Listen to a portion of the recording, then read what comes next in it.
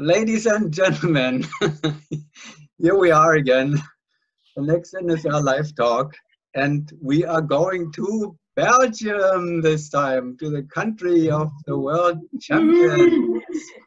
But it's not the world champions that we have here, except one former member at least. It is ISR FireFlash. Yay! Thank you very much for taking the time and organizing it. I'm so happy to see you guys. Because, so now we will begin already going back in time. We are just behind the World Challenge now. I mean, which was supposed to happen 10 days ago or something like this. And last year at the World Challenge, I was so much looking forward to the party. Yeah, great dance. Because the Belgians, they know how to party. You remember that? Yeah, we do. Everybody, I think we all do remember it. It was I think one of the best Bedford or after Bedford parties that we've ever had. We had a really good time, and we were also looking forward to repeating that, but also to competing, of course. We were collecting some Jägermeister bottles. Malibu, just in case the Jägermeister was finished. Do you remember that, Kurt? No. Then it was a good party. Remembers anything about that? I don't remember anything. Was it the whole Belgian delegation actually there on the dance floor? And I think it was. Yeah, I don't think there was one person missing. That was almost all Belgian teams. Yeah, World Challenge. So that is history. I totally forgot actually. Before we move on from here, let's hear a little bit of your native language there actually. Now of course we have to do this in English always, so some people can understand us. But let's see how this actually sounds when you are not on record with the NSL news, when you're just talking Flemish with yourself. So welcome us in Flemish to the NSL Live Talk, please, somebody, all of you. How do you do that? Goeiedag Kurt, hoe is het daar? Ik denk dat je in de States bent. Hoe is het daar? Hoe is het weer daar? Ja. I asked you about the weather in your place. Oh, okay. Das Wetter ist gut hier, danke. Ja, sehr gut, sehr gut. Wir verstehen das, hè? Vorsicht. Ja, wir verstehen alle Deutsch, ne? Well, that's one of the ironic things. The weather has been here absolutely perfect. In the last 2 months almost, we had one night of rain, and then yesterday 1 day of rain, and the rest, especially around the Shamrock Showdown, absolutely perfect weather for skydiving. And well, it's the same here in Belgium. Exactly. I mean, in Europe the weather is super good. I was talking to Maya, like we went for a walk like an hour ago, and I said like the last let's say 20 years it was always like super bad weather in April. That's normal, and this year is like summertime. It feels like summertime. It's over 20 degrees Celsius. So you are allowed to go for a walk. Tell us quickly how things are in Belgium. You just said that you and Maya went for a walk, so you can go outside and go for a walk. Yeah. So the quarantine is not only in your houses, rooms, apartments, whatever. No, you're allowed to go. Go on the west. Sorry, you're allowed to go for a walk or go to the grocery store within your region. So you're not allowed to go for a picnic and gather around with friends, for instance. So that's the main thing. So it's not comparable to a Wuhan lockdown.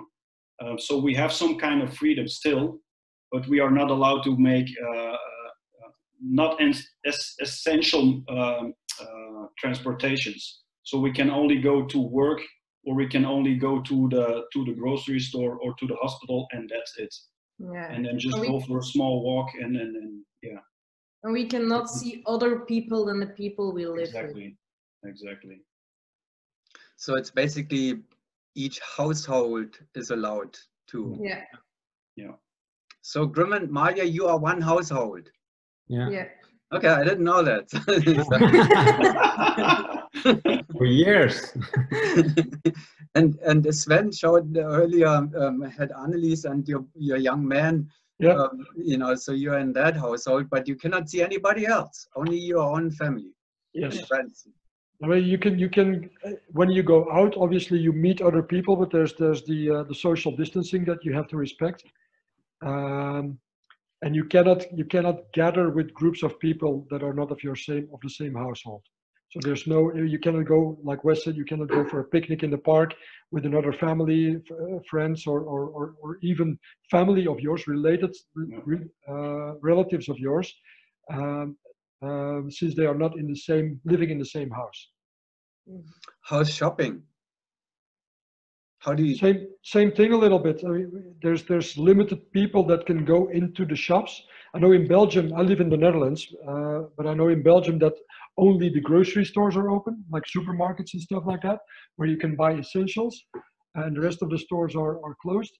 In the Netherlands, all of the stores are open, but same as in Belgium, we need to respect the social distancing, 1.5 meters away from each other. There's only a limited amount of people that can go into the stores. So basically you have to wait until somebody comes out before you can get in. Everything is disinfected properly by the store personnel, etc., etc. So it's different, definitely. And everybody's really respecting it as well. So that's really nice. Do you have to wear a mask? We don't have to. You don't have to. No. Okay. It's now in doing it though, but now in the Netherlands it's been recommended ever since I think a couple of days, but it's not compulsory. Do you have any time frame yet?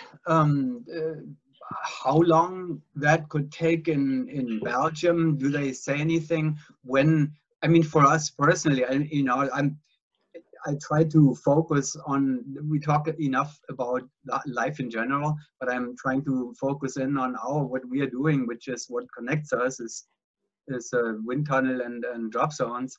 Is there any indication of how long it may take until anything comes back into operation? No, actually, we know now that that this situation will remain until the 3rd of May, if I'm correct. I'm not sure, but but it will remain like this until the 3rd of May, and that's, I think, more or less all we know. They're now talking about, I mean, they're doing the preparations of opening up the lockdown again after the 3rd of May, in Belgium at least. But that definitely will be like, it will be on a slow pace. It will first be the other stores that go open again, and then, I mean, like cafes and pubs, they definitely will not be open again the first couple of weeks after we open, or the lockdown will be done. So it will take some time before we will be up in the air again, we think, but nothing is sure. So, and the sports in general will probably come towards the end of the relieving. Especially competitions. What I heard is that competitions get postponed until later. Like I think we have a chance that we can sport with people together after the 3rd of May, or maybe a little bit later, but then the competitions will be delayed, like, I think, even more. So, but there is no real plan yet. Right. In fact, we really don't know. We are only sure what's going to happen until the 3rd of May, and then we will need to see again. Yeah, Glenn, you're actually coming from a different sport anyway, right? So before you got into skydiving. Long time ago, Kurt. Long time ago. Explain that quickly. So, how is that sport also on hold right now, or you were a bike? Well, in Belgium for sure, because I know my brother-in-law is still in motocross, and for sure, like all sports in Belgium, they are like just cancelled. Everything is on hold for now. So yeah. Let me ask you a question, Glenn. You have from your perspective, what is the most dangerous thing that you've done so far? Motocross, work, or skydiving? Work. I think it's work. I think it's work too. Sure. So how is your back? Yeah, it's actually it's getting better. Like all the time, it keeps getting better. So I'm very happy about that. Like I got from the surgeon, I got the permission to skydive again. I think November. I think by the end of last year. Mm-hmm. And then we went to Sicily in December, the end of December, where I tried like few jumps. I did 7 jumps, and that was like quite okay. It was doable, so that was like promised very good times for to start jumping again, let's say. But that's now, I think, like three months ago, and now it's even better with my back. So now I'm getting more and more sure that it will be going well, I think, when we start jumping again. Let's just make sure that everybody knows, Glenn, that you did not break your back on your motor cross. No, during work. You did not break you didn't break it either in the skydiving. You broke it at work when you fell through the roof, right? Actually, it was like a floor of it was like a ceiling, a floor of a very old building, actually. And I landed like 1 floor lower. It was not a roof. Well, it's so great to have you back, but the break right now is actually not. Your back will probably say, "Hey, yeah, I have some more time to heal and recover." It's not the worst thing. Yeah. Well, okay. Let's go to the the funny thing. You have a special way how to get through the whole break. You came up with a very special idea, the quarantine challenge. We didn't get a world challenge, so you created the quarantine challenge. Who came up with that idea? Come on, Sven. Yeah, I think it was me.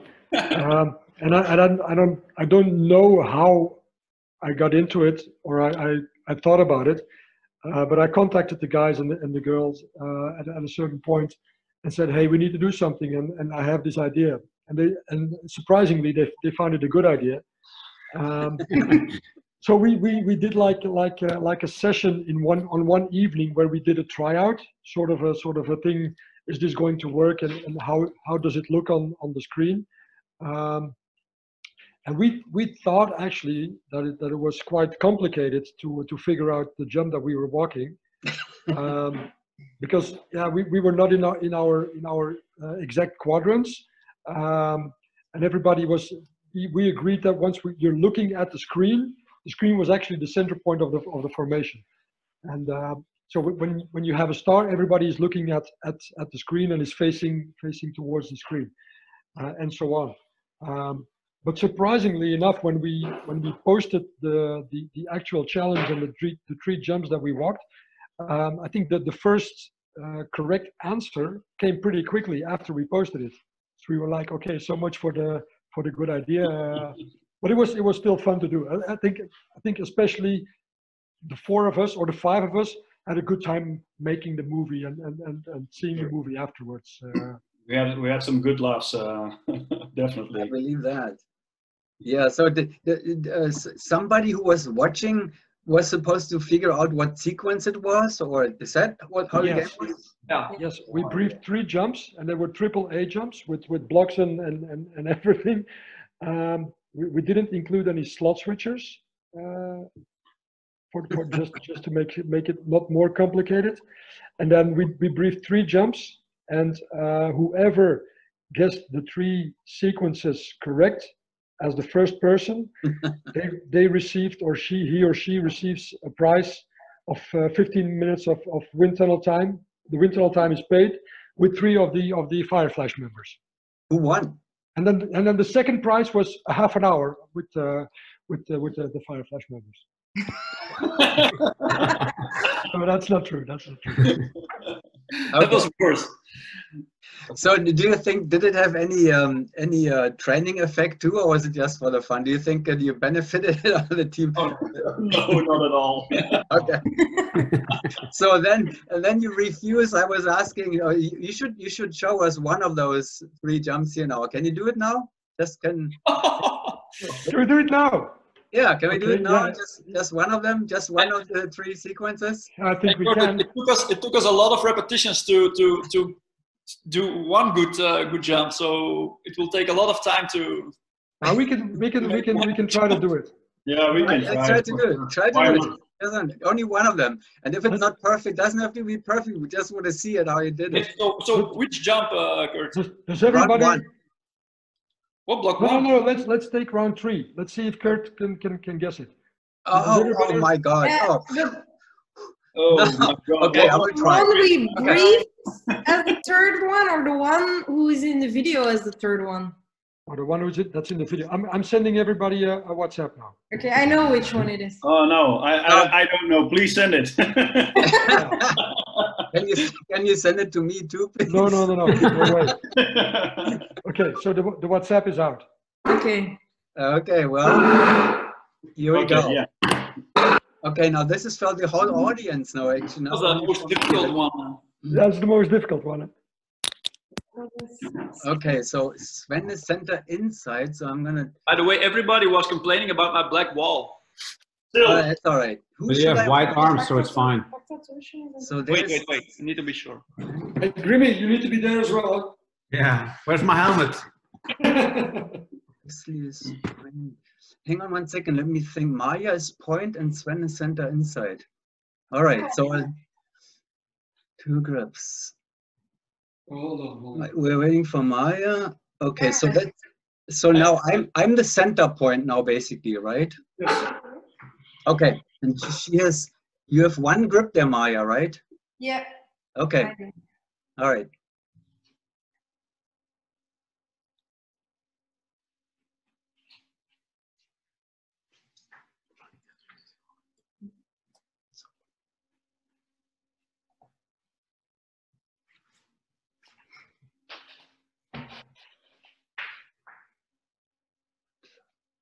That was 1 page, Kurt. All right. E17. You're very, very close. Very, very close. Oh, then H17. No, almost. Okay, well then I give up. 1 and 7 I saw at least. Yeah, So. That was correct. true.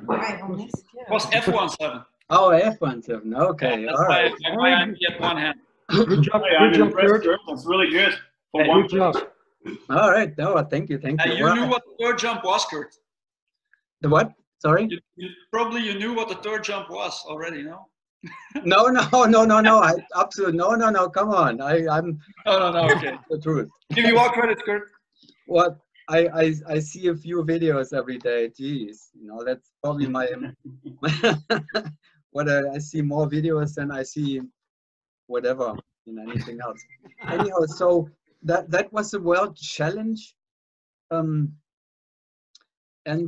after the World Challenge, we would be, well, thank you, by the way. Thank you very much for that little demo here. I didn't even say that.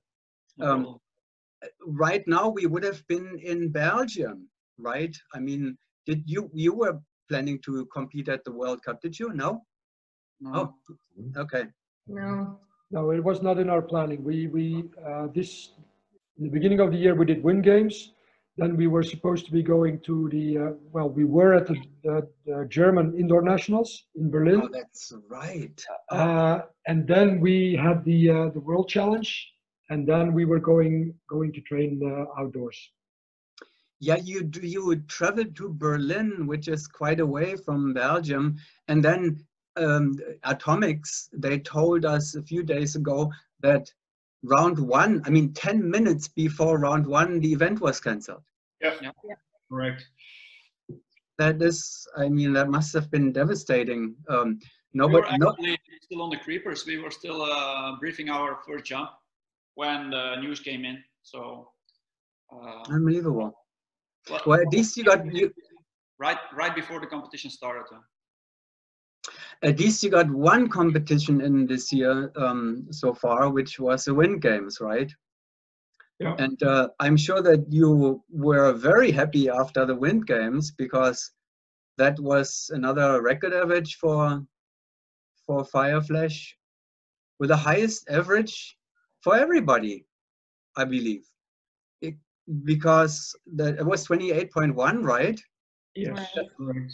Yeah, And I think Wes and myself, we did a higher average, but it was in the Grand Prix.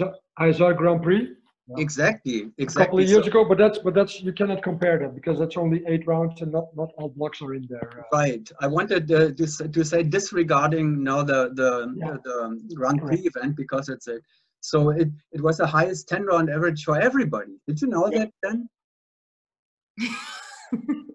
Did you know that this was the highest average for everybody?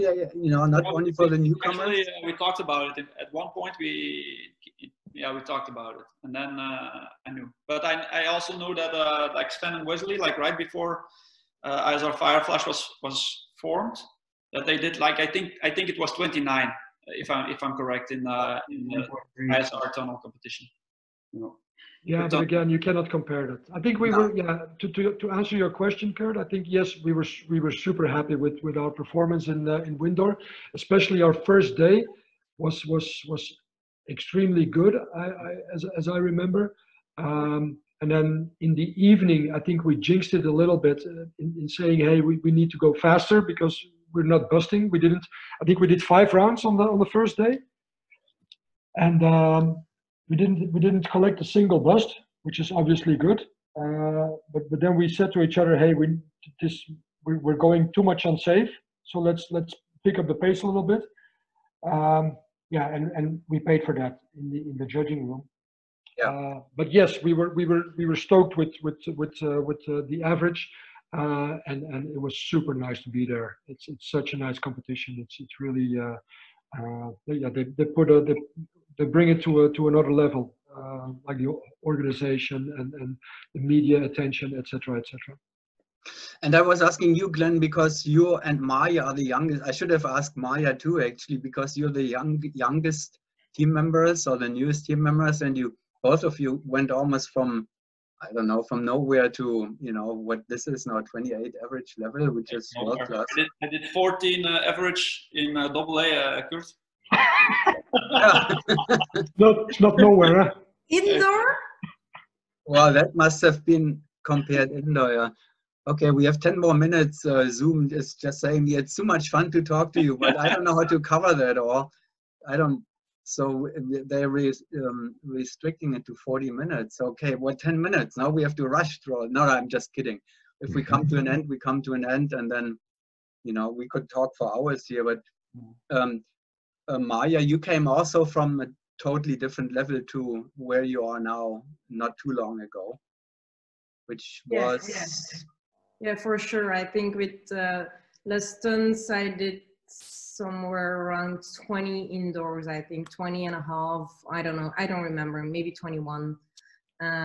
So yeah, it was very, very cool. The competition to do 28.1 was I didn't really thought about it that we were gonna improve so much on that competition. So it was cool because the season before was a little bit unsure. We didn't had a lot of training with Glenn's accident and the surgery he needed to have at the end of the year again. So it was like not a really constant season. So I was pretty happy with the result on the Wing Games. Yeah, congratulations again. Another thing, back to the Wind Games, Wesley and Sven, you met actually two, and you had a battle again with two competitors from Russia that you know well, you have known for a long time. You know, the Moscow team had Igor and Dima, Dimitri, in there.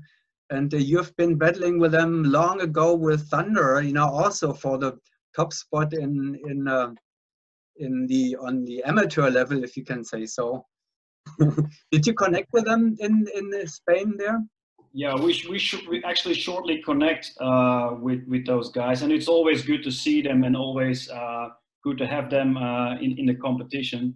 So because we know that we're on the same level, and they for sure bring a good competition for us, and they make sure that we will do our utmost best. So yeah, we're really happy that those guys are still very active in the sport. And yeah, we did met each other on the bar. Oh no, not Jägermeister this time. This must have been vodka then, I guess. Actually gave us a bottle. Presented Okay. in a plastic bag. I know what's it. I know what was in there. Oh, you can't guess it. I still have it here. So it's a very nice bottle, which we're gonna maybe drink together if the timing is right to drink it. So yeah. Yeah, that is only an indoor team, though. You know, your previous battle took place outdoors and indoors with the Sport Lotto, they called themselves. So now they're doing only indoor, and you will be back to outdoor. But it was surely, I can see that this was very interesting. Interesting too, because it's 2 and 2. You know, they still have 2, you still have 2. So there are quite some parallels. Well, what's coming up next now? I mean, at this point in time, nobody really knows what's coming up. What we do know is that Hayabusa is still the reigning 4-way world champion, multiple now. One last question before I have to shut it off, because obviously we're using up the time here.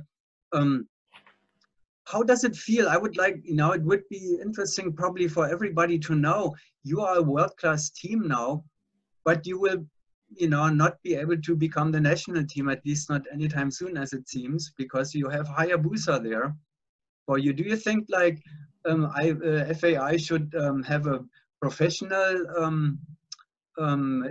category and an amateur category, so that teams which don't want to go full-time, Sven, you're an IPC or whatever they call themselves now, delegate, right?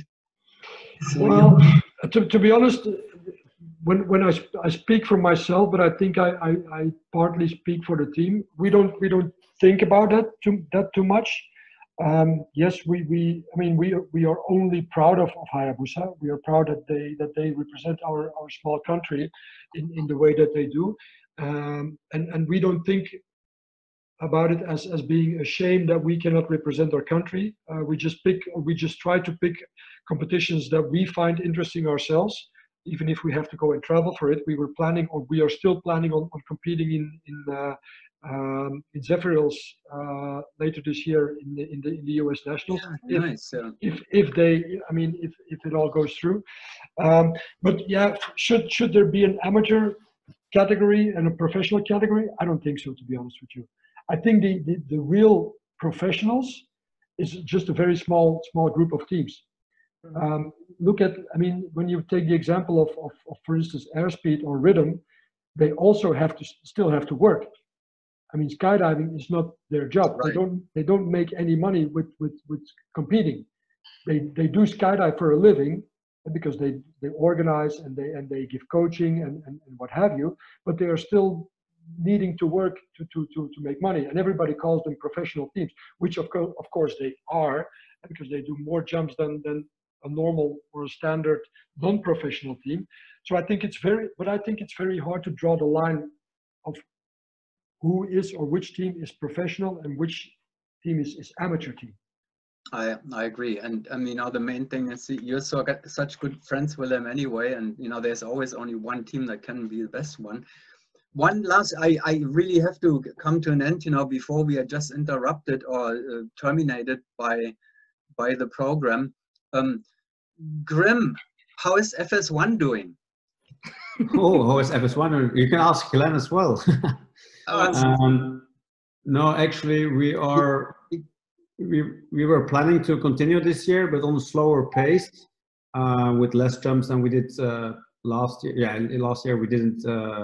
Actually, we did just one weekend with someone else standing in for Glenn. And with Maya, we did some jumps. A few weekends. We did with Maya as well. We did more than one weekend. But this year we were planning to continue the team, but on a slow pace, just a couple of weekends to keep busy. But that's basically it. Grim is once in a while he's shooting video for FireFlash and is taking his helmet off once in a while and goes into the active four-way action there, just to explain that quickly. And VFS as well, huh? Pay attention. Maya and Grim are also in a VFS team as well. But also only indoor. Only indoor. We were planning to do the World Cup indoor in Airspace. VFS. Oh wow, I didn't know that. So send some videos over so we can take a look, please. Yeah. And that is besides that Grim is We'll also, find a couple of seconds. and you're also a world-class swooper, right? A canopy pilot. I should say. And president, don't forget. Back in the days. Okay. All right, guys. I hate to do this. The time went by so quickly because it is so much fun always to chatting with you. And I appreciate you taking the time and updating us from Belgium. Thank you very much. Thank you, Kurt. Yeah. Good luck with everything, and I hope very much that very soon we'll see each other again, which would be in Zephyr Hills, possibly in November. Hopefully, yes. Hopefully early already. I mean, I hear that the World Cup, the Indoor World Cup, is only postponed, so maybe something is going to happen here in Europe, and I will get a ticket somehow, hopefully. All right. But if not, we'll see each other in Florida in November, which is a great time to be here. Thank you very much again. Take care of yourself. Bye. And healthy and so forth. And talk to you soon again.